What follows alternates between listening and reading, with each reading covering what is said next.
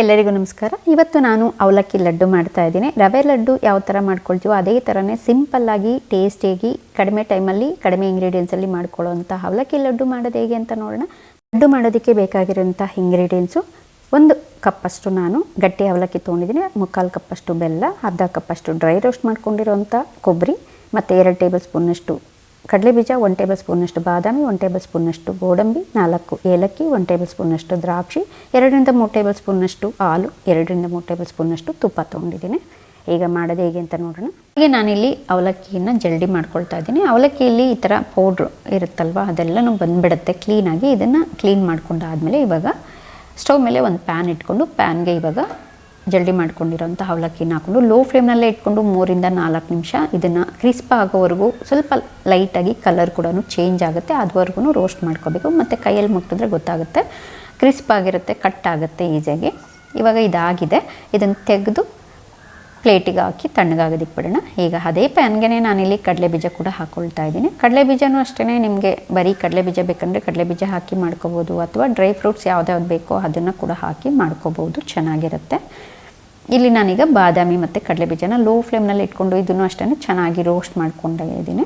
ಮಾಡ್ಕೊಂಡಾದಮೇಲೆ ಇದು ಅಷ್ಟೇ ನೋಡಿ, ಸಿಪ್ಪೆ ಎಲ್ಲ ಬಿಟ್ಕೊಳ್ಳೋವರೆಗೂ ರೋಸ್ಟ್ ಮಾಡ್ಕೋಬೇಕು. ಆಮೇಲೆ ಇದಕ್ಕೆ ಏಲಕ್ಕಿ ಹಾಕಿ ಫ್ಲೇಮ್ ಆಫ್ ಮಾಡಿಕೊಂಡು ಇವಾಗ ರೋಸ್ಟ್ ಮಾಡಿ ಇಟ್ಕೊಂಡಿರೋಂಥ ಕೊಬ್ಬರಿನ ಹಾಕ್ಕೊಳ್ತಾ ಇದ್ದೀನಿ. ಅಂದರೆ ಸ್ವಲ್ಪ ಬೆಚ್ಚಗಾದರೆ ಸಾಕಾಗುತ್ತೆ, ಯಾಕೆಂದರೆ ನಾನು ಮೊದಲೇ ರೋಸ್ಟ್ ಮಾಡಿ ಇಟ್ಕೊಂಡಿರೋ ಅಂಥದ್ದು.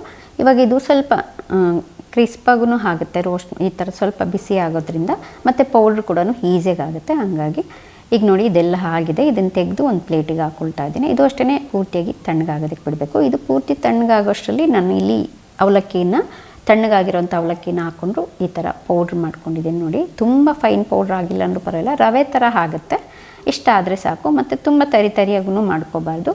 ಈಗ ಬಾದಾಮಿ, ಕೊಬ್ಬರಿ ಮತ್ತು ಕಡಲೆಬೀಜ, ಏಲಕ್ಕಿನ ಕೂಡ ಹಾಕ್ಕೊಂಡು ಇದನ್ನು ಅಷ್ಟೇ ತುಂಬ ಫೈನ್ ಪೌಡ್ರ್ ಮಾಡ್ಕೋಬೇಕಂತೇನಿಲ್ಲ, ಕೋರ್ಸಂಗಾಗುತ್ತೆ ಸಾಕು. ನೋಡಿ ಇದು ಆಗಿದೆ.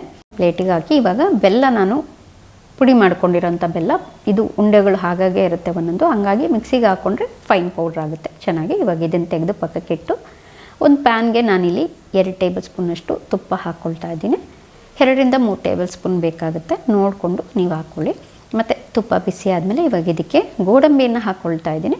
ಗೋಡಂಬಿ ಒಂದು 10 ಸೆಕೆಂಡು ಫ್ರೈ ಮಾಡ್ಕೊಳ್ಳೋಣ ಹಾಗೇ. ಆಮೇಲೆ ಇದಕ್ಕೆ ದ್ರಾಕ್ಷಿ ಕೂಡ ಸೇರಿಸ್ಕೊಳ್ತಾ ಇದ್ದೀನಿ. ಸೇರಿಸ್ಕೊಂಡು ಸ್ವಲ್ಪ ಇದೆಲ್ಲನೂ ಗೋಲ್ಡನ್ ಕಲರ್ ಬರೋವರೆಗೂ ಫ್ರೈ ಮಾಡ್ಕೋಬೇಕು. ಇದು ಫ್ರೈ ಮಾಡ್ಕೊಂಡಾದಮೇಲೆ ಇವಾಗ ನಾನಿಲ್ಲಿ ಇದಕ್ಕೇ ಏನೇನು ಪೌಡ್ರ್ ಮಾಡಿ ಇಟ್ಕೊಂಡಿದ್ದೀವೋ ಅವಲಕ್ಕಿ ಮತ್ತು ಕಡಲೆಬೀಜ, ಗೋಡಂಬಿ, ಏಲಕ್ಕಿ, ಒಣ ಕೊಬ್ಬರಿ ಮತ್ತು ಬೆಲ್ಲ ಇಷ್ಟೂ ಹಾಕ್ಕೊಳ್ತಾ ಇದ್ದೀನಿ. ಇವೆಲ್ಲನೂ ಹಾಕಿ ಚೆನ್ನಾಗಿ ಎಲ್ಲನೂ ಮಿಕ್ಸ್ ಮಾಡ್ಕೋಬೇಕು. ಮತ್ತು ನೀವು ಬೇಕಾದರೆ ಹಸಿ ಕೊಬ್ಬರಿನ ಕೂಡ, ತುರಿದಿರೋ ಅಂಥ ಹಸಿ ಕೊಬ್ಬರಿನ ರೋಸ್ಟ್ ಮಾಡಿಬಿಟ್ಟು ಅದನ್ನು ಕೂಡ ಹಾಕ್ಕೊಳ್ಬೋದು, ಅಥವಾ ಡೆಸಿಕೇಟೆಡ್ ಕೋಕೋನಟ್ ಇದ್ದರೆ ಅದನ್ನು ಹಾಕ್ಕೊಳ್ಬೋದು, ಅಥವಾ ಡ್ರೈ ಕೋಕೋನಟ್ ಅದನ್ನು ಬೇಕಾದ್ರೂ ಹಾಕ್ಕೊಬೋದು. ನಿಮ್ಗೆ ಯಾವ್ದು ಇಷ್ಟ ಆದರೆ ಅದನ್ನು ನೀವು ಹಾಕ್ಕೊಳ್ಬೋದು. ಹಾಕಿ ನೋಡಿ, ಇದು ಫ್ಲೇಮ್ ಆಫ್ ಮಾಡಿಕೊಂಡು ನಾನೆಲ್ಲನೂ ಒಂದ್ಸರಿ ಚೆನ್ನಾಗಿ ಮಿಕ್ಸ್ ಮಾಡ್ಕೊಳ್ತಾ ಇದ್ದೀನಿ. ಅದೇ ಬಿಸಿಗೆ ಎಲ್ಲನೂ ಚೆನ್ನಾಗಿ ಮಿಕ್ಸ್ ಮಾಡ್ಕೊಳ್ತಾ ಇದ್ದೀನಿ. ಈ ಥರ ಚೆನ್ನಾಗಿ ಮಿಕ್ಸ್ ಮಾಡ್ಕೋಬೇಕು. ಮತ್ತು ಇಲ್ಲಿ ನಾನು ಕಾಯಿಸಿ ತಣ್ಣಗಾಗಿರೋಂಥ ಹಾಲನ್ನು ಹಾಕ್ಕೊಳ್ತಾ ಇದ್ದೀನಿ, ಯಾಕೆಂದರೆ ಬಿಸಿ ಇರೋದ್ರಿಂದ ನಾನು ಹಾಲು ಬಿಸಿ ಮಾಡಿ ಹಾಕ್ಕೊಳ್ತಾ ಇಲ್ಲ. ಒಂದು ವೇಳೆ ನೀವೇನಾದರೂ ಇದು ನಾವು ಹಾಕಿರೋ ಪೌಡ್ರ್ಗಳೆಲ್ಲ ತಣ್ಣಗಾಗೋಗಿದೆ ಅಂದರೆ, ಬಿಸಿ ಇಲ್ಲ ಅಂದರೆ ಸ್ವಲ್ಪ ಹಾಲನ್ನು ಬೆಚ್ಚಗೆ ಮಾಡಿಬಿಟ್ಟು ಹಾಕ್ಕೊಳ್ಬೋದು. ನಾನು ಇಲ್ಲಿ ಬಿಸಿ ಇರೋದ್ರಿಂದ ಹಾಲನ್ನು ಬಿಸಿ ಮಾಡ್ಕೊಂಡಿಲ್ಲ, ಹಾಗೆ ಹಾಕ್ಕೊಂಡು ಸ್ಪೂನಲ್ಲಿ ಒಂದ್ಸರಿ ಎಲ್ಲನೂ ಚೆನ್ನಾಗಿ ಮಿಕ್ಸ್ ಮಾಡ್ಕೊಳ್ತಿದ್ದೀನಿ. ಇನ್ನೂ ಬಿಸಿ ಇದೆ ನನಗೆ. ನೋಡಿ, ಇದು ಈಗ ಪೂರ್ತಿಯಾಗಿ, ಅಂದರೆ ಉಂಡೆ ಕಟ್ಟೋಷ್ಟು ಬಿಸಿ ಇದ್ದರೆ ಪರವಾಗಿಲ್ಲ. ಈಗ ಈ ರೀತಿ ಎಲ್ಲ ಕೈಯಲ್ಲಿ ಒಂದ್ಸರಿ ಮಿಕ್ಸ್ ಮಾಡಿಬಿಟ್ಟು ಈ ರೀತಿ ಉಂಡೆಗಳನ್ನ ಮಾಡ್ಕೊಳ್ಳಿ. ನಿಮ್ಗೆ ಯಾವ ಸೈಜಿಗೆ ಬೇಕೋ ಆ ಸೈಜ್ಗೆ ಉಂಡೆ ಮಾಡ್ಕೋಬೋದು. ತುಂಬ ಈಸಿಯಾಗಿ ಆಗುತ್ತೆ. ರವೆ ಲಡ್ಡು ಎಷ್ಟು ಈಸಿಯಾಗಿ ಮಾಡ್ತೀವೋ ಅದೇ ಥರನೇ ಈ ಲಡ್ಡು ಅಷ್ಟೇ ತುಂಬ ಟೇಸ್ಟಿಯಾಗೂ ಇರುತ್ತೆ, ಮತ್ತು ಬೇಗನೂ ಆಗುತ್ತೆ. ಹಬ್ಬಗಳ ಟೈಮಲ್ಲಿ ದೇವರ ನೈವೇದ್ಯಕ್ಕೆಲ್ಲ ತುಂಬ ಈಸಿಯಾಗಿ ಮಾಡ್ಕೋಬೋದು. ಕೃಷ್ಣ ಜನ್ಮಾಷ್ಟಮಿ ಬರ್ತಿದೆ, ಕೃಷ್ಣನಿಗೆ ಇಷ್ಟವಾದದ್ದು ಅವಲಕ್ಕಿಯಿಂದ ಮಾಡಿರೋಂಥ ಅವಲಕ್ಕಿ ಲಡ್ಡು ರೆಡಿ ಆಯಿತು.